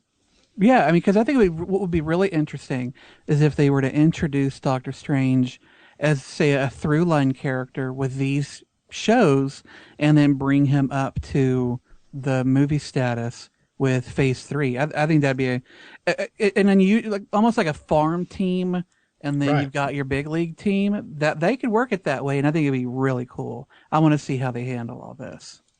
I think this is just, we are reaching an apex in television in terms of how this is coming together. And God bless Netflix and whoever came up with it. Well, that's what I was going to say. As excited as I am about seeing these properties on a show like in this format, what gets me more excited is that they're actually getting something that big and meaty on Netflix. Sure, we've seen the series with Orange is the New Black and House of Cards, that kind of thing. I want to see more shows in that format. I'll be honest with you guys. I don't like having to weekly go and watch a show. I'm watching American Horror Story right now, and as much as I like that show, I hate having to wait for the next one. And if I miss it, because I don't have DVR, I'm watching it on demand if I can, and I have to remember they fall off the wayside after a couple. I want to just be able to power through an entire season in a weekend if I want to. Right, at your own pace and stuff. Yeah. Right. And to me, that gets me more excited that they've got a big property like this. That means that it can only go forward from here. I want to see it go into that new era of, let's do 13 episodes at one time. Here you go, boom, go watch them when you want to. You pay $8 a month for as many months as you want. Well, at some point that rate's got to go up, but it's still worth absolutely. it. Yeah. But even still, if it goes up to $12, $13 a month, if they keep bringing in products like this, a couple of years ago, I was just blowing up about the split, for the cost on that stuff. I'm fine with it now, obviously at this point, but they keep bringing in stuff like this. Hey, I'll be glad to chip in a few extra bucks. Absolutely, I pay like $8 right now. Mm-hmm. Let me be negative Nancy here for one minute. Okay, go. This is a huge bubble. How long before do you think this Marvel bubble might burst? Excuse me. Because we've got, we're on, this is getting ready to, Marvel, just to kind of use, I guess maybe like an analogy or something here, is they're positioning themselves to be like the entertainment version of, say, Apple or Coca-Cola. A distinguished brand amongst itself, yeah. It's just, between the cinema, they're on the big screen, they're trying to work their tentacles into, TV. Now they're, the internet streaming, the stuff that's becoming more and more popular. Do you guys think this might be moving a little too fast? Is it moving at the right speed? Do you think this might come crashing in on it? Just kind of like imploding on itself. They seem to have a good grasp in terms of spacing things out. As long as they, like this, if they present this with, don't dump them all on Netflix at once. You obviously do one series like a month or every couple months or something until the culmination 6-8 months down the road. That's how you would do something like that, or a year, however you space it out. Maybe they do like 3 or 4 episodes at a pop or something. However they do it. If they keep spacing that part out, if they keep the movies at 3, I think it's like every 3 months is where they have them laid out now, where you're going to get a new Marvel movie, then I don't think you're going to get the oversaturation you're talking about. But if they start getting a little too bold with that, which studios, especially since Disney owns them now, they're thinking about it. Then I think that's where you risk bursting that bubble. Well, and I think that if anybody else owned Marvel, we could really have a high potential of running into that problem, because Marvel's a huge cash cow, and a company that has that kind of cash cow wants to squeeze those udders for every buck they can. But Disney has got not just Marvel. It's got Pixar, and as we said earlier, it's got Lucasfilm. There's no reason for them to overexpose anything, because they've got more than enough avenues for revenue. If they play their cards right amongst all of the different brands that they own, Disney could basically be purchasing the world in a decade. And I'm joking, but it's not that far off. But will be making their own money. It's going to be ridiculous. China is going to be purchasing the world. Well, I don't know. Disney may just buy it and turn it into one big old theme park. Be a Chinese mouse. That's what's going to happen. The CW is developing a remake of the old anthology series Tales from the Dark Side. Who doesn't remember that one? I loved it. Yeah. Scott, you never saw Tales from the Dark Side? Of course he didn't. Now we got something. Staying up late on a Saturday night watching that as a kid. And they weren't even that good. That's the best part. No, they weren't. But they're developing a remake of it with Joe Hill at the helm. Does that get you excited? Oh my God! If you could see my nipples, they would be cutting glass. Oh, thank God we're not on video chat. I'm telling you. No, there was an episode of Tales from the Dark Side that I will never forget for as long as I live, because it scared the shit out of me. And it was about these two old men who, one of them wanted to buy the other one's soul. And they kind of did it as a goof. But sure enough, the guy who sold his soul died. And all of a sudden, his body is showing up at this guy's house like a zombie. One of the scariest things I ever saw as a kid, and it has forever haunted me. I love the idea of rebooting a TV anthology type of show. I mean, they've tried to redo the Twilight Zone several times, and it's always failed. I'm hoping this one's going to work, because, for one, Joe Hill is penning it. The guy is an amazing author. Forget that he's Stephen King's son. Read Horns, read Heart-Shaped Box, read Lock and Key. He is phenomenal. And then it's being produced by Alex Kurtzman and Roberto Orci, who's doing Sleepy Hollow right now, has done the Star Trek films, did Fringe. I mean, these dudes are all over the place producing quality stuff. I think it's phenomenal. I cannot wait to see what they do with this. Here's what I think is interesting about the whole thing is that these are actually going to be half-hour episodes instead of hour episodes. Mm-hmm. I can't think of a TV show in recent memory that wasn't a sitcom that was a half hour. Well, these used to be. I understand that, but I'm talking like recently. Yeah, that's true. They don't really do it anymore. Anything that's not a comedy is always an hour long, or they're 42 minutes, whatever, with commercials. Yeah. So the fact that they're trying to do a serious story or serious theme in a half an hour, 22 minutes, really that is trying something new or newish. Or recycle. It's recycle, yeah. Well, we'll see. I don't even know if they might expand it to an hour based on the way that situation is. I hope not. I really want them to keep things lean, keep these stories to the bone. Don't fatten it up just to fill out another half an hour. A good horror story is tightly told. They don't need any fat on it. I'm excited to see what they would do with 30 minutes. I hope so too. And remember, they used to put those in hour blocks, and you'd get 2 episodes. Yeah, exactly. And at 11 in the morning when you just got back from Taco Bell, or 11 at night when you just got back from Taco Bell, fantastic time to watch that stuff. Mm-hmm. When your stomach's just revolting on you. Exactly. And then the show revolts on you too. Let's go to DVD and Blu-ray, Scotty. We got a few releases here for November 19th. The first is the To-Do List. This is the Aubrey Plaza 90s comedy about a girl who explores her sexuality. I was the only one who saw this. I reviewed it on episode 103. I gave it a $3 out of 10. You were so pumped for it, too. I was. I could not wait to see that. But my brother liked it. He was actually trying to tell me to watch it, and I was like, oh, I don't know. Your brother who doesn't like anything? I know. Shocker. Holy crap. And since when do you listen to what I say? That's true. That's true. I should have just ignored you right off the Yeah, bat. you should have just kept going. Also coming out on disc is Paranoia. This is the Liam Hemsworth movie where he stars as a guy who works for a powerful corporation. And he's tasked with spying on his boss's old mentor. It also stars Gary Oldman and Harrison Ford. Now, with a cast like that, it's hard to think that movie is going to be bad, but it does not look good. Bad reviews. Phoning it in. Yeah. Also, Two Guns. This is Denzel Washington and Mark Wahlberg in a buddy undercover agent flick. There's a written review by Aaron on the site, and he gave it a 6.50. It's fun. It's simple, but it's fun. Yeah. We're the Millers, which I didn't actually Fucking funny. I did not get to review this one, but if you haven't seen this one, go check it out. It's a comedy. Oh my God, it's funny. It is funny. It stars Jason Sudeikis and Jennifer Aniston. They pose as a happy family in order to smuggle drugs across the border, and A lot of drugs.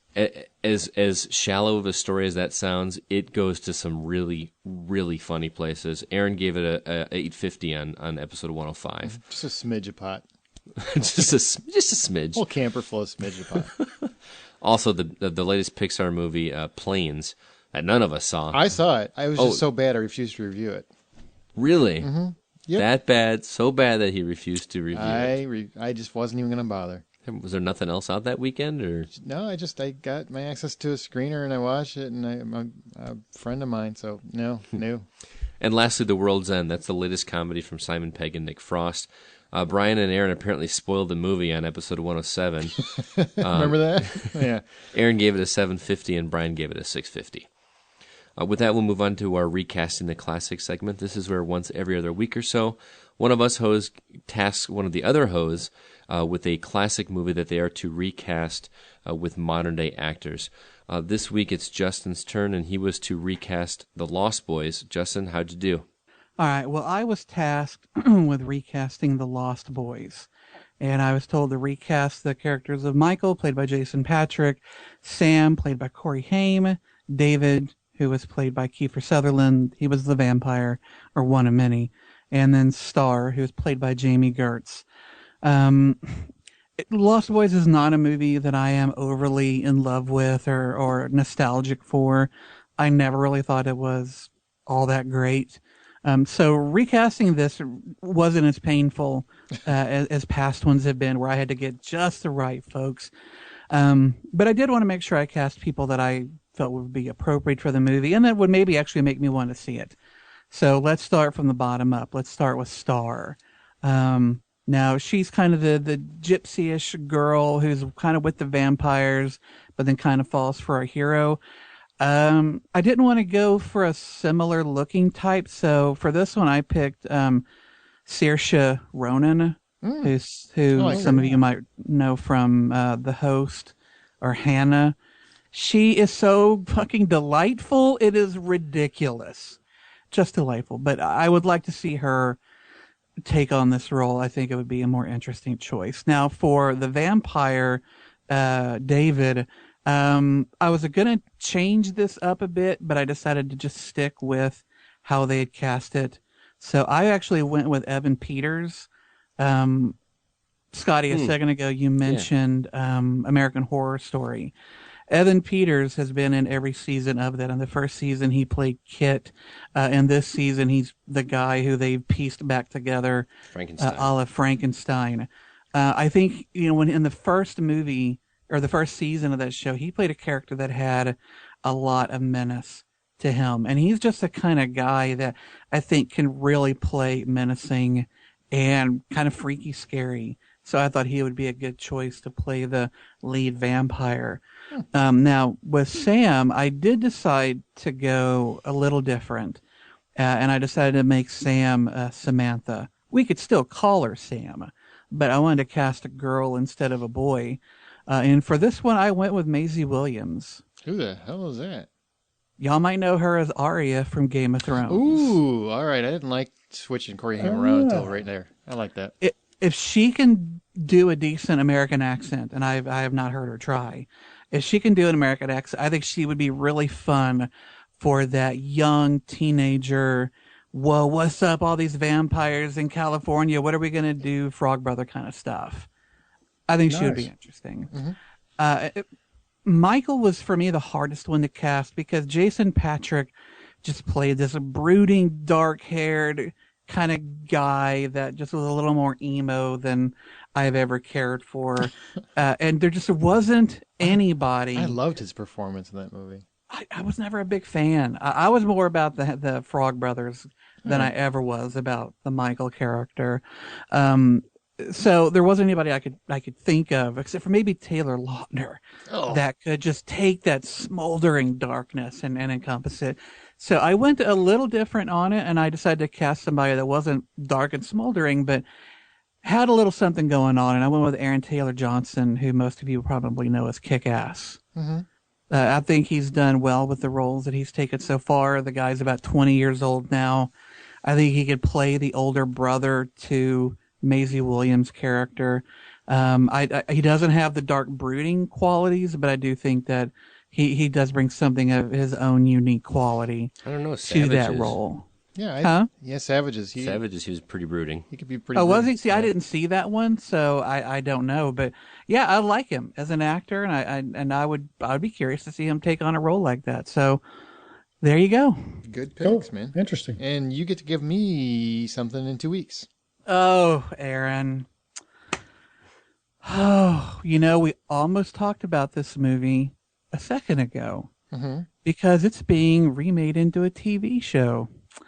Aaron, I want you to recast Ghost. All right. I want you to recast the characters of Sam Wheat, played by Patrick Swayze. He did. He is dead. The character in the movie. Well, the character's dead, and now so is he. Molly Jensen, played by Demi Moore. Carl Bruner, played by Tony Goldwyn. And Oda Mae Brown, played by Whoopi Goldberg. Oh, stereotype character A number 1. Thank you for that. That's going to be fun. Hey, so there you go. Your 4 characters. That movie originally came out in 1990, so it is now 20... What, 20 plus. We're clear. You're clear. It's 20 plus fucking years. I remember when I bought the VHS of this movie way back in the day, and it came in a white VHS tape. That was so weird. That was weird. Okay. There you go. I know Ghost is a movie close to your heart. Oh, yeah. That clay scene. I've tried to emulate that several times. Oh, my Okay. love. From the outside in. Gun violence. Shh, darling. Oh, my God. I hunger for your touch. I'm so grossed out right scene. now. Gun violence in PG-13 movies officially outweighs that of R-rated flicks, according to a recent study that has the interwebs aflutter. I have seen it on every major news site. So let's talk about these shoot-em-ups that people are freaking out about. And we're talking actual guns, not lasers, Justin.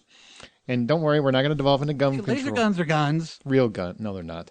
And don't worry, we're not going to devolve into gun control. We're here for the entertainment. So apparently, we like guns. We like to shoot shit. What I want to know from you guys is, what do you think unloading a clip into an actor we despise so much is? Why is it so fun? That's a good question, because a lot of us, as kids, that's one of our first toys is a gun. Mm-hmm. Whether it's a plastic gun, whether it's your, pointing your index finger and kind of using your thumb as a trigger, shooting. Or cap gun. Yeah, or cap guns or BB guns, pellet guns. Then, of course, they just get bigger and bigger as we go. The only thing I can really think of is there is most of us don't shoot somebody. So there is a little bit of that Most fascination. Of us, but that leaves one of us. Which one of us has shot someone? It's probably me, if anybody. I'm the angry one. So there is kind of like that voyeuristic part of us that kind of wants to see what it would be like if somebody was really shot in a way. So I don't know. We do have just, I guess, our culture loves violence. So I don't know. Maybe that's just maybe it's more rooted in our DNA, going back to the time of the Colosseums and the gladiators and stuff, where we'd like to see brutal shit. Back to your original question, Aaron, you asked, why do we like seeing someone, or why do we want to unload a clip into a particular actor that we despise? I think it's less about unloading into a certain actor, because, when you watch a movie like that, it's only one moment in an entire movie. You don't go to watch a movie to see one person get shot. I mean, you do have some build up to make you kind of hate that character, and there's a payoff to see something bad happen to them at the end. But I don't even think it has to be anything about them getting something violent happen to them or getting shot. I think what people get more excited about is the overabundance of murder in films. The over and over shooting of everybody, commando style. Just wiping out everything and seeing lots of it, not just one or two people. Well, I wasn't saying exclusively. Yeah. Well, I mean, Brian's got the right of it. It really lies in the DNA of us as human beings. We're animals, and all animals live in a world of violence.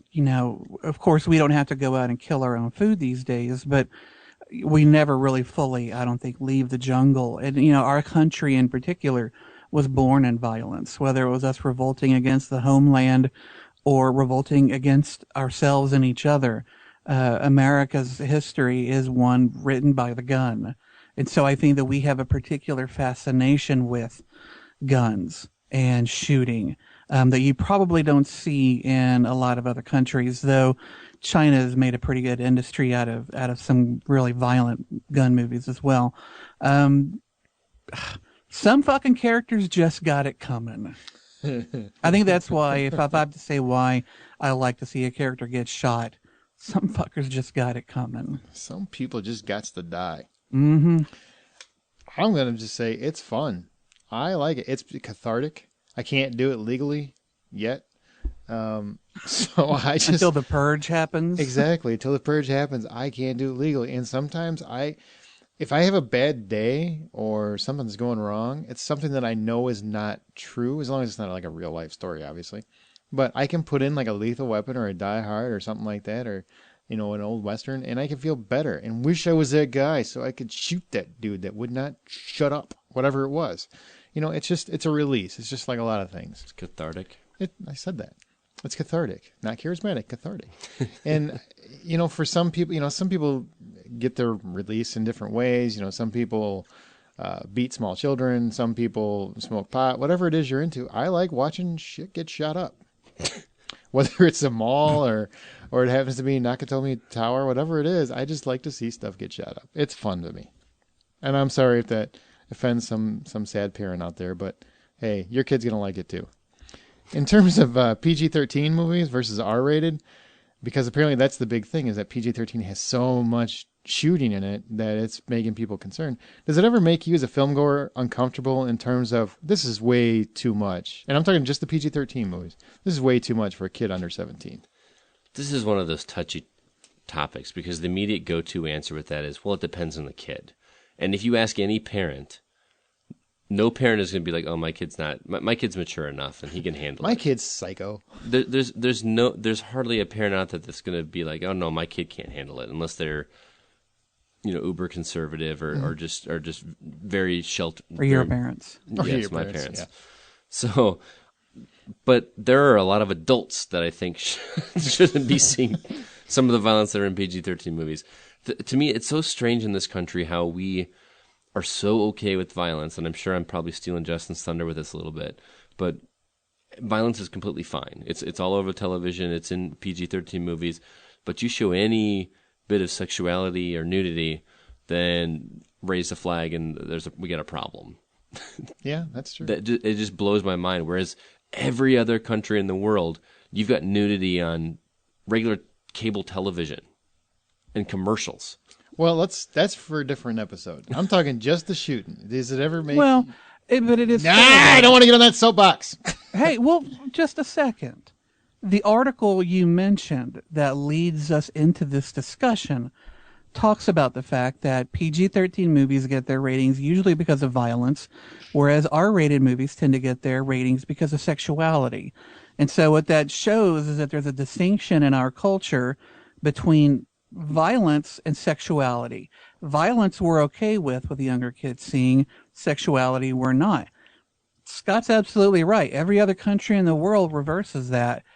Are they right? Are we right? That's a question that I don't think any of us can really answer. You have to look at the levels of gun violence each country has and blah, blah, blah. We're more okay with guns in our children's faces and violence in their faces. Scott said it's a question, people would go to the easy answer. Well, it's based on the kid.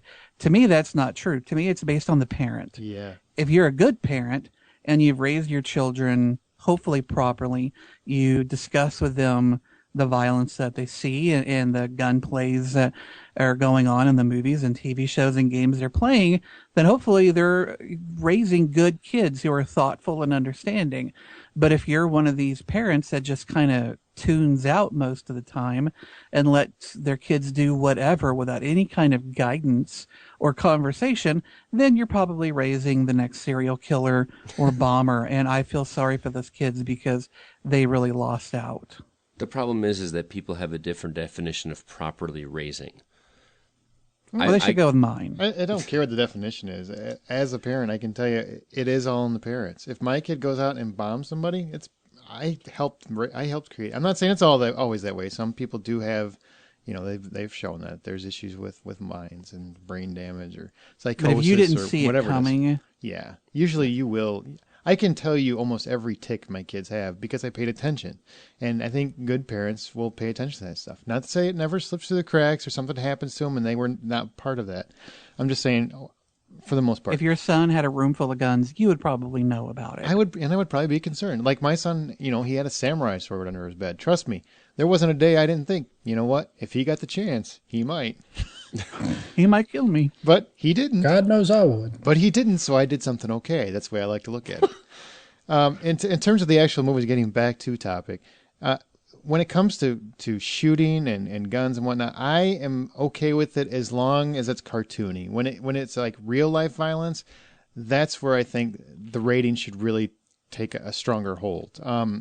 If it's something that's violently depicting gunfire and there are casualties and people have died. Like Saving Private Ryan. Like Saving Private Ryan. Yes, absolutely. That's a more realistic setting that you can't explain as cartoony violence. But that was an R-rated movie. And it should have been. I'm saying violence like that should be R-rated. Mm-hmm. Where if you have this realistic environment, PG-13 might not apply, and it might just be simply because of that violence. Now, if it's cartoony, like a Lethal Weapon, I don't think the Lethal Weapon movies really were that bad. They were cartoony, they were over-the-top, ridiculous. They never reload, for crying out loud. I mean, come on, that's cartoonish. And to me, that there's a different element of violence. I don't know. I don't think about little kids when I'm watching a movie. I don't care if it's really violent or what. I don't. Aaron doesn't. It is awkward. I know, but it's usually during a cartoon movie. But whoa. All right. Well, there are a lot of different kinds of shoot 'em ups: westerns, cop flicks, sci-fi, revenge flicks, whatever you're talking about. What are your favorite kind and why? The kind you rarely want to miss in a theater. For me, it has to be something unusual, something bringing something different. Equilibrium had that whole idea, the whole gun kata that, it's a bunch of bullshit, but it makes for an interesting looking shoot 'em up. Do you call The Matrix a shoot 'em up? Yes. I don't know. There's a lot of shooting, and in the best fucking scene of that movie, the lobby scene, there's a hell of a lot of shooting, but it's done interestingly. I'd never seen a shootout done like that. Or you look at, I mentioned some of the Chinese films earlier. You look at Hard Boiled. Those Chow Yun-Fat movies where he's just shooting the hell out of places, incredibly entertaining, so much fun. They're taking the shooting and they're making almost art out of it. That's what interests me. If you're just going to stand around and just shoot, I could see that anywhere. Bring something different and unusual to the table, and then you're going to get me. Mine, buddy cop flicks. Buddy cop flicks, they're like my kryptonite. If one's on, I don't even care if it's a bad one. I have to watch it. I've seen so many bad. Sup Tango, sup Cash. Hey, you shut your hole in your mouth, man. I love Tango and Cash. It's just something about jokes and bullets that make me smile, man. I love watching it. I've seen Last Boy Scout. I can't even tell you how many times. I have seen all the Lethal Weapons, even that shitty fourth one, so many times. Last Boy Scout. You mentioned that. What about The Last Action Hero? I didn't like Last Action Hero. Really? Oh, fuck! I loved it. Well, that's cool. Horrible. You're wrong. There, and that wasn't a buddy. That wasn't a buddy flick anyway. Hey, the little kid was a buddy. Oh, that's so cute. You try to live your childhood. So those are the ones that work for me. I like the revenge films, man. I really like, a good movie that really kind of drums up the need for revenge, whether it's, hey, killed my parents, screwed me out of a major money-making deal, or whatever the case is, and somebody goes through some extreme lengths to get payback, and then all of a sudden there's a big, the big firefight at the end is awesome. It just feels like it's justified. I'm with Justin on seeing something different. I like some kind of special effect that does something different with shooting and bullet time or something like that. But what I like even more than that is shoot 'em up movies that don't take themselves real seriously. Mm-hmm. They are kind of very fun and funny at the same time. You know what I mean? That absolutely. And it's just you sit back and watch a bunch of stuff get blown up, kind of stuff. That's what I like. Now let's round this topic out and end the show, or get to the Scotty real quick. But what are your top 3 favorite shoot 'em ups, Brian? All I'm going to go with my director man crush, Timur Bekmambetov from Wanted. The final fight scene with that, it's pretty amazing. You got the bending bullet directions, all that stuff. You got the guy gets shot in the head. He shoots him in the head like multiple times. It's just really good. The latest Rambo, the guy that's just getting shredded by the 50 cal, just ripping through him. It's very, very gory. I guess because it was just a bit. It's more than just, hey, one guy's shooting a gun, the other guy's is flopping around, and some squibs are making it like he's bleeding, and then he falls off, a building or a whatever. It's just one of those things, like the camera, it just showed way more than what we were expecting, and I guess because it caught me off guard and shocked me, I guess that's why it kind of sticks in my mind. And the last one is The Untouchables. Ooh, yeah, that was the train station scene. Is the super high tension in that was still, it still works today. You've got, with Costner, Garcia, you've got a baby stroller that's slowly bouncing down the steps, and it's all these people have got guns and stuff. It's just slow motion this, slow motion that. It's just intense. One of my more memorable ones. Scotty? My first one, it falls in the realm of fun and funny shoot 'em up, and that's straight up shoot 'em up. It's a Clive Owen movie. That movie is hilariously over the top when it comes to violence. Ridiculous. Yeah. It does not take itself seriously whatsoever. There's one of my favorite scenes in the movie is he shoots the back of a filing cabinet so that the drawer of the filing cabinet comes out and hits a guy in the face and kills him. Like it's that kind of violence throughout the entire movie. The story is dumb. He's carrying around an infant, Monica Bellucci's baby, I think, whatever. Like it doesn't make any sense whatsoever. No, but did her lactating breasts count as guns? Oh my Lord! That movie was a ton of fun. Talk about over the top. Justin mentioned it earlier, but The Matrix, how can you not count The Matrix? The shooting scene he talked about, the one in the subway where they're flying at each other, there's just so much when he stops the bullets with his hands. Gun fu. It really, I know gung fu. And then lastly, Starship Troopers. Ooh, good pick, man. There is something insanely satisfying about those bugs getting shot up over and over and over and over again in that movie. And the movie was just a ton of fun anyway. It was silly, but it was a fun shoot 'em up movie. What about you, Justin?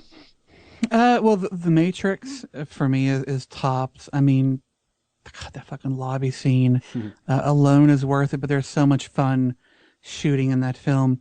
Brian mentioned it. Wanted. Curving bullets. How do you not get more fun than that? It turns a gun into a weapon unlike I'd ever seen it before. And then my third choice is Heat. The shootout in downtown L.A. That was pretty cool. You feel every freaking bullet shot. Where's the 'cause van? It reverberates. Where's the van? I want a heist. I want a 2-1. I just don't want to die. Wow. But that shootout is spectacular.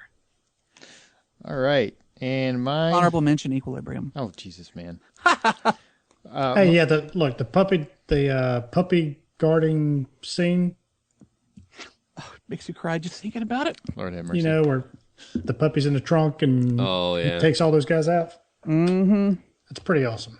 My top 3, Die Hard. It's easy. Die Hard, Die Hard, Die Hard. How do you not mention Die Hard? I'll take Die Hard every day and twice on Sunday over The Matrix. This is I'm my sorry. surprise face. Yeah, I know, right?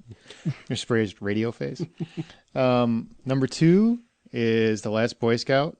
I absolutely love The Last Boy Scout. I don't care how cheesy and not great a movie it is. I'm also a huge Bruce Willis from the 80s/90s fan.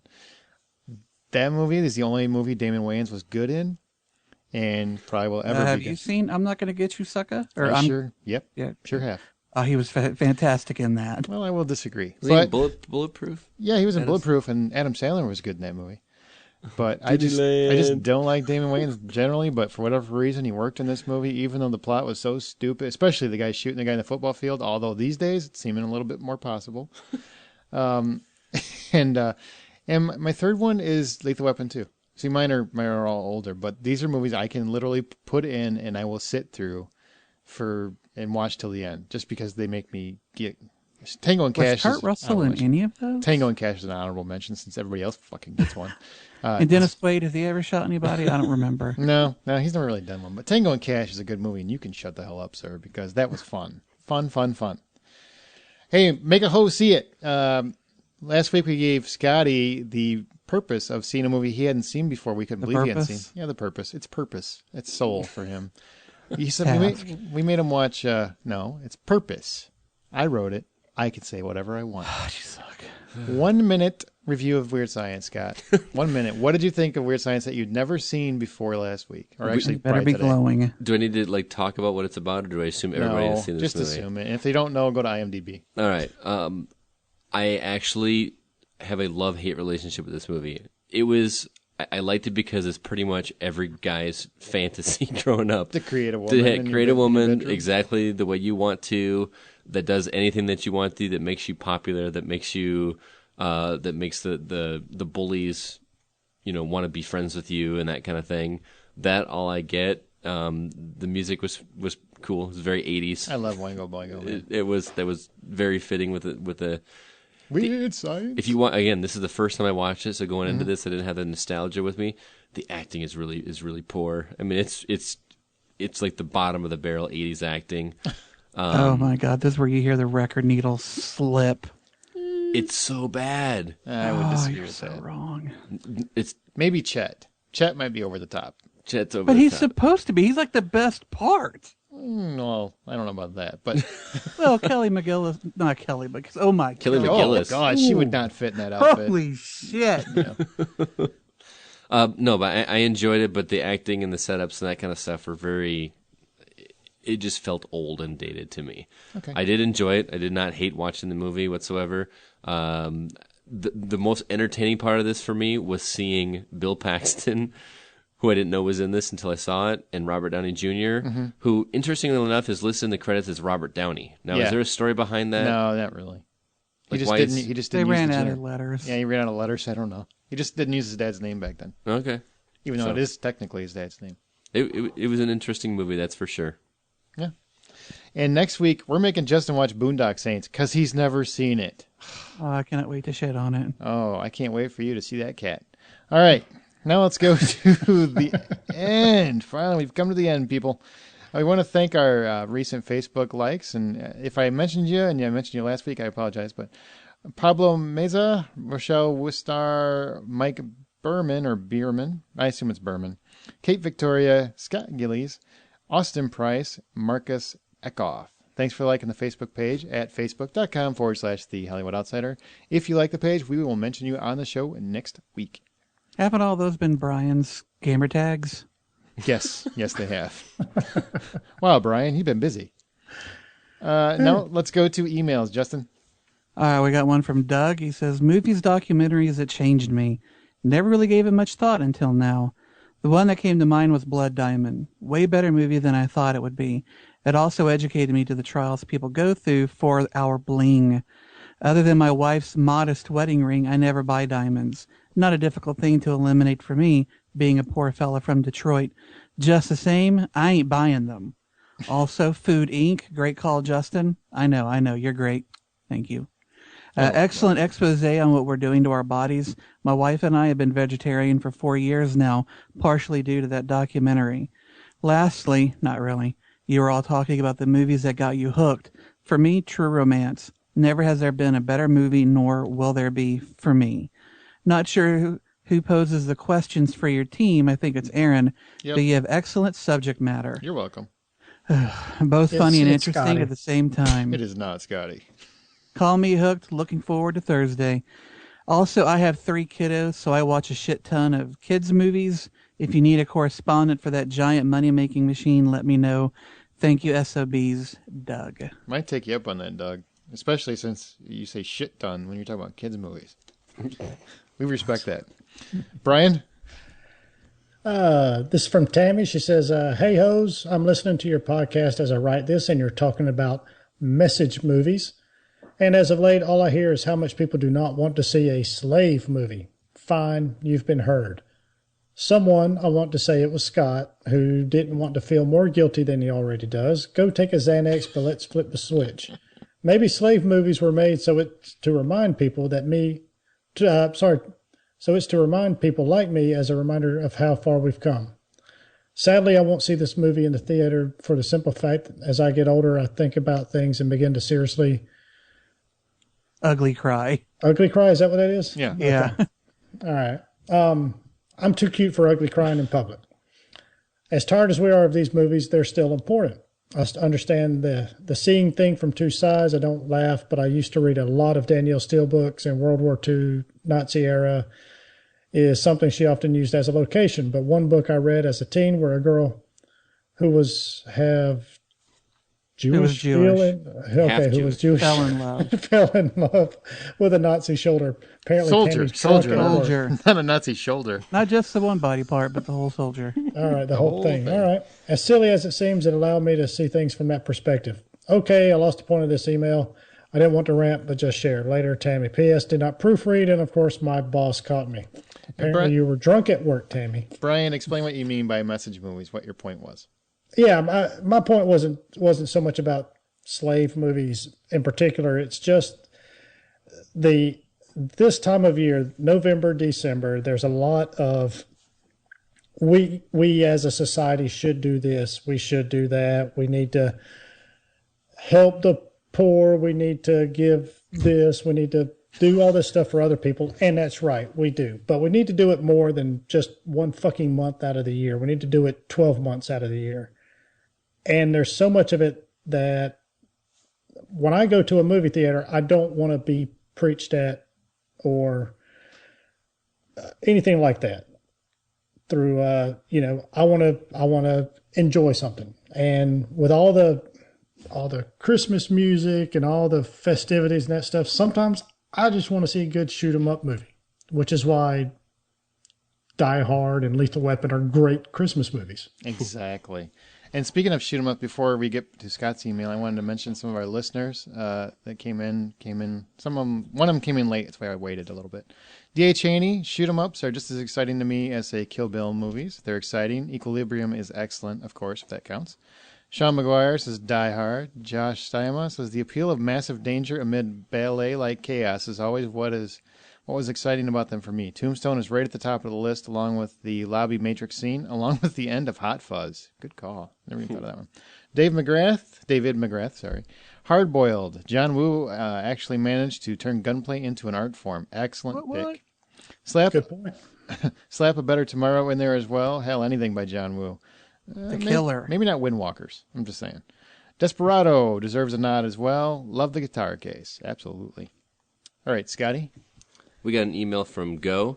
He says, Dear Dads, sorry, I have never heard you guys mention specific thoughts you had as parents or specific reactions your kids had to the kids' movies you've seen.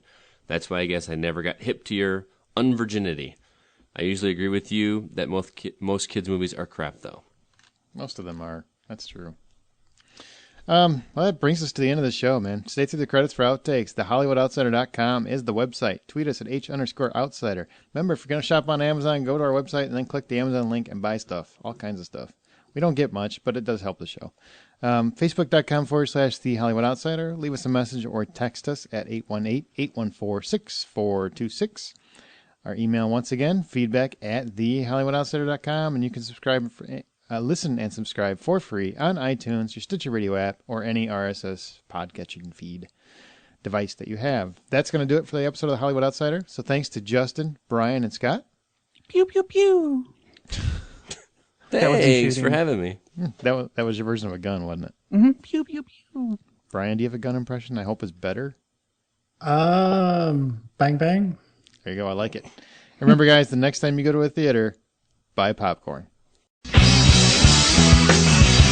I watched your shitty Weird Science, so... don't. Oh, wait. Do not call Weird Science shitty. I will kick your ass off this show. I will kick the internet so hard, you fall off. That is one that was probably dated, I'm sure, a little bit. Don't give a fuck. It could be in black and white. It's still funny. Do Boondock Saints with me. I don't mind. I'll watch it. You game? You mean game? You mean you'll watch a movie that you own? Yeah, maybe. John Cusack fan would say it was a good movie for a John Cusack film. You know, if they're an anti-John Cusack fan, I don't want to know them. There's a lot. Are we saying, can we put a year cap on that? Like 2008, roughly?